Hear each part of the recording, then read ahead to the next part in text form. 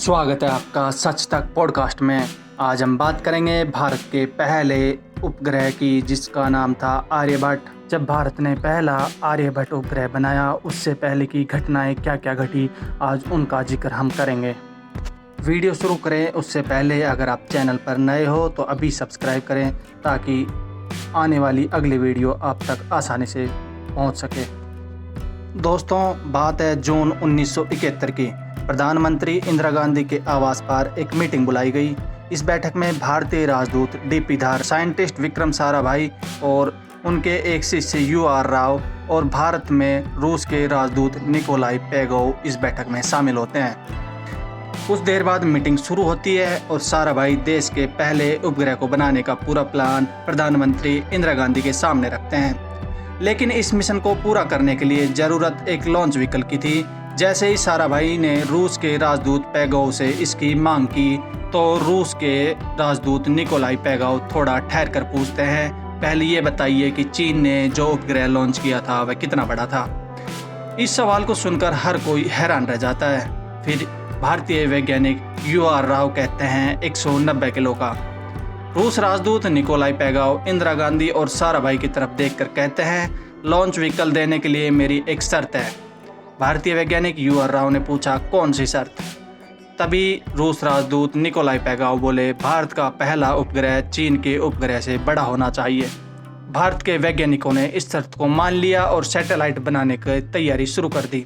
4 साल बाद भारत ने अपना पहला सैटेलाइट आर्यभट्ट लॉन्च कर दिया। रूस की शर्तों को ध्यान में रखते हुए प्रोजेक्ट अप्रूव होने के बाद नए सिरे से उपग्रह बनाने के काम को शुरू कर दिया गया। 24 अप्रैल 1970 को चीन के 190 किलो का पहला सैटेलाइट लॉन्च किया था। ऐसे में भारतीय वैज्ञानिकों ने 350 किलो के उपग्रह का डिजाइन करना शुरू कर दिया। ये वजन में चीन के उपग्रह से 2 गुना था।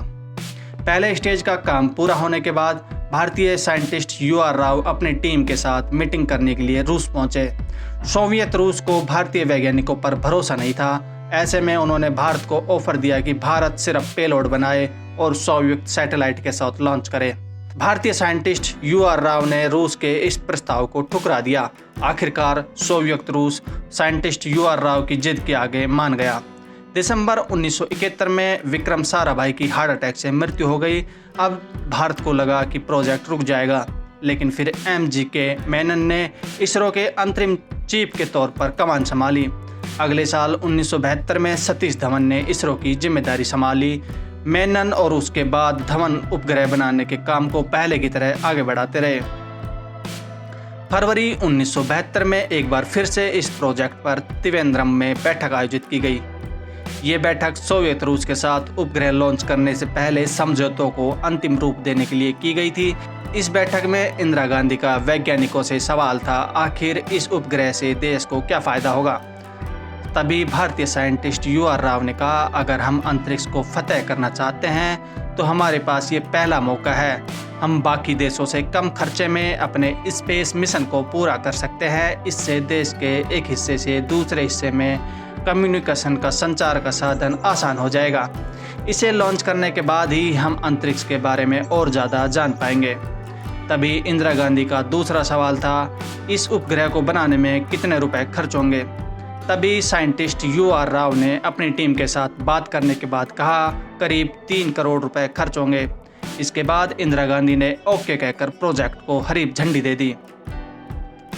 रूस के साथ समझौता होने के बाद 1974 में उपग्रह को लॉन्च करने का फैसला लिया गया।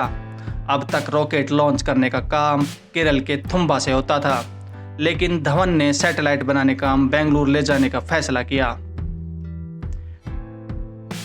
मीडिया रिपोर्ट्स के मुताबिक सोवियत वैज्ञानिक 6 महीने में सिर्फ एक बार मीटिंग करते थे। इस वजह से वहां कोई खास मदद नहीं मिल रही थी। काम कम समय में पूरा नहीं होने की वजह से लॉन्च की तारीखें आगे बढ़ाकर अप्रैल 1975 कर दी गई। मार्च में सैटेलाइट बनकर तैयार हुआ तो इंदिरा गांधी के पास इस उपग्रह के 3 नाम मैत्री, आर्यभट्ट और जवाहर भेजे गए। इंदिरा गांधी ने आर्यभट्ट के नाम पर मोहर लगा दी। प्रथम भारतीय उपग्रह आर्यभट्ट बनाने का काम इसरो के अंडर में किया जा रहा था। इसरो की स्थापना सन 1962 में की गई थी। तब इसका नाम the Indian national committee for space research रखा गया, लेकिन बाद में 1968 को इसका नाम बदलकर इंडियन स्पेस रिसर्च ऑर्गेनाइजेशन अर्थात इसरो कर दिया गया था। 19 अप्रैल 1975 को दोपहर के 12 बज रहे थे। रूस के कपुस्टिन यार शहर में आर्यभट्ट उपग्रह लॉन्च होने के लिए तैयार था। इसरो प्रमुख सतीश धवन, UR राव के साथ भारत के 30 वैज्ञानिक वहां मौजूद थे। तभी काउंटडाउन शुरू हुआ। में रूसी भाषा में लेट अस गो की आवाज़ आते ही आर्यभट्ट की सफल लॉन्चिंग होती है। 12 मिनट बाद ये उपग्रह अपने तय कक्षा में स्थापित हो जाता है। इस पूरे मिशन को अंजाम देने वाले भारतीय साइंटिस्ट UR राव की आंखों में आंसू आ जाते हैं।